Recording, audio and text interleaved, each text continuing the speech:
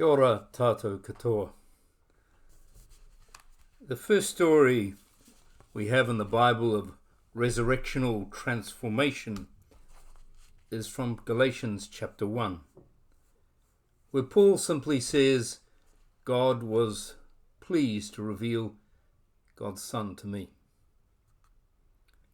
Some 75 plus years later, the author of the book of Acts puts a narrative around that simple phrase of Paul's. And as Paul, on his way to persecute a Jesus group, a bright light, a falling down, struck by blindness, a voice saying, Saul, Saul, why do you persecute me? And no horse. The power of this experience, and why I call it a resurrectional transformation, is that it was the catalyst for enormous change in Paul, and subsequently for the Jesus movement that he then devoted his life to. We never hear again of a bright light and voice experience. Note, though, in the Galatians telling that Paul spent many years processing this experience, becoming resurrected, before he began his itinerant ministry of preaching and encouragement. I use and like the phrase becoming resurrected, not to make a comment on the after-death physical body of Jesus, but on the transformational journey of Paul and the Jesus movement at large. Following Jesus, both before his death and after his death, was a journey of self and group discovery, of self and group empowerment. The second story in the Bible that we have of resurrectional transformation is also from Paul, 1 Corinthians 15. This passage gives a list of people to whom an appearance was made by the risen Jesus, a list of more than 500 people, including Paul himself. Paul's inclusion here was important in establishing his apostolic credentials in the fierce argument around Gentile inclusion and requirements. Note the essence of that fierce argument is still ongoing. Is our movement, Christianity, our church, only for people who look like us, act like us, and who don't make us feel uncomfortable? Can our movement, our church, open our doors and our leadership positions to a person of the female gender, any gender, or none? What are the boundaries? Are there boundaries? And if so, who sets them and who polices them? This passage from 1 Corinthians again makes clear that an after-death appearance of the risen Jesus was not to help his followers to believe in the supernatural. They did anyway.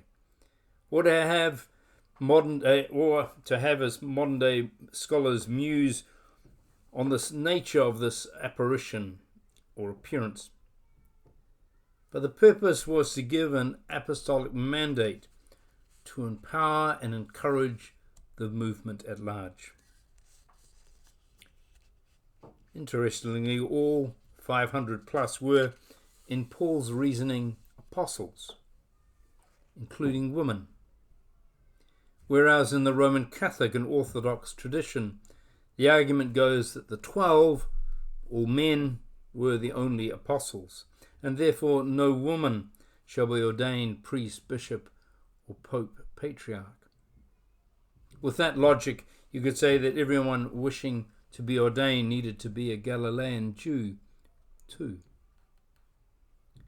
One day, hopefully one day soon, this whole house of boys only picture cards will come tumbling down. It's hard to say chronologically which resurrectional transformation story came next. Mark's Gospel and the Gospel of Thomas have no appearance traditions. though Mark has an appendix of sorts added much later. It's interesting to read that appendix and note Jesus telling his followers off and condemning those who don't believe in him. Growling at people isn't empowering for them or for you. It's interesting that this later edition reflected, 150 years after those early experiences of Paul and others. Matthew's and Luke's appearance traditions suggest a similar source, which scholars call Q, but also independent material. So Matthew and Luke both have an empty tomb, an angel or two, women as the first witnesses, Peter running in, then the Jesus apparition, eating, encouraging, commissioning, blessing, at least 11. One of the texts says 11 and their companions, partners. John's Gospel also knows these stories and puts Thomas there in the mix. The three stories that stand out as unique and only found in one source are the stories of Mary Magdalene in the garden, the road to Emmaus, and the barbecue at the beach in John 21. Mary, despite the attempts of the men in charge agenda that sought to denigrate her and then dismiss her, was a significant leader in the early movement. Thomas Aquinas would later call her the apostle to the apostles. Like Paul, we now know she had a peripatetic ministry, preaching and encouraging, performing miracles and testifying to the authorities. In John's Gospel it is Mary who is the first witness to the resurrection, the first one called by name, the first one to experience a resurrectional transformation in herself. The men in charge agenda grew in influence throughout the period the New Testament was written in. So by 100 years or so after Jesus' death, we have the writer of 1 Timothy, who isn't a very old Paul, just saying. That author says, "But I suffer not a woman to teach, nor to usurp authority over the man, but to be in silence." Terrible words that would lead to a terrible history of denying the ministry of some half of the human race. Tragic. This men in charge agenda, however, is evident throughout the Bible, with significant and powerful leadership by women, think of Deborah in the book of Judges, being the exception rather than the rule. So what is surprising is that the stories of women witnesses to the resurrection, like Mary Magdalene, managed to survive the editorial culling, the mansplaining maybe, of the gospel was retold and handed down and then later canonized. But is it really surprising, following the topsy-turvy thinking of Jesus, that, to paraphrase St. Paul, God would choose what or who is considered weak, powerless and unreliable to confound, to discombobulate the strong, the powerful, and their notions of reliability? This theme is also found in the story of the road to Emmaus in Luke. While the dialogical nature of the encounter between the unrecognizable risen Jesus and the two travelers is underlined, sharing thoughts, feelings, food, hospitality, and in the sharing coming to a point of discovery, of enlightenment. The unknown identities of the two travelers is often overlooked. Who were they? Were they disciples, but not of the 12? Were they a husband and wife? Were they chosen? Why were they chosen for this most special of encounters? They were unknowns. They were nobodies. They didn't go on to have their names dropped in conversation or books written about them or quoting them, or have leadership positions offered to them. They were just ordinary. For the topsy-turvy message of Jesus, contrary to Paul with his apostolic authority arguments, is that the resurrectional transformation on offer is not just for the big people or the people who will be big, but for the small people who will always be considered small. Small people can experience empowerment and do lots of small, wonderful things because of it. And then there is the barbecue saga, John 21. The boys are back in town, down on the lake, Lake Galilee, fishing.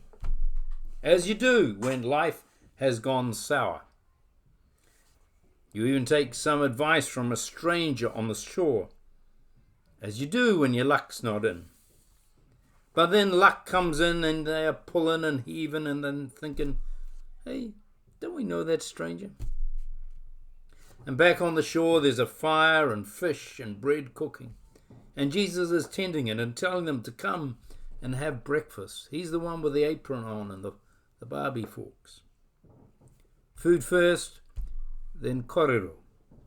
And the talk was about love and feeding and following, with a few bits and bobs thrown in. And Peter heard it from his ears to his tears to his heart. I understand this Johannine resurrectional transformation story to be not so much about the forgiving and restoring of the great Peter, the first pope and all that. Rather, I understand it as a simple story about a bunch of common guys who had lost direction, lost faith, were grieving, and in that down zone went fishing together. Then, as you do with fishing, no matter how big or small or not the catch, they sat and ate and talked and shared and loved and found something uncommon, a thing called hope. I think you could talk about all these resurrection appearances, bright lights, gardeners, etc., as about finding hope. Not the hope that Jesus, the man, has come back to life and will forever hold your hand. Remember those words to Mary, don't hold on to me. Not that sort of bring back the past hope, comfy though it would be. No, rather the hope that is found in the small things, like the tales of women, the smile of a gardener, the talk as you walk down the road, the wonder of sharing food, the love of friends who hang around and won't let you be alone in your grief. All small stuff, but sacred stuff. All seemingly small pennies, but mattering to those who have not got a lot. Thomas Aquinas talked about the resurrection as waking up. Not Jesus waking up, but we waking up. Becoming aware of, awake to, both the suffering and joy in the world. And then to join in, participate in, alleviating that suffering through works of justice and mercy. And join in, participate in, sharing and making joy. Those who don't wake up, Thomas saw as asleep, drifting, detached, in a despairing passivity, waiting for some authoritarian god or leader to do the work and rescue humanity. Those who do wake up, become resurrected, join the insurrection, our hope builders. And that's what I think happened with Paul, with Mary, the two unknowns on the road to Emmaus, and with Peter and his mates. Hope builders for a world in need. Blessings to you this week.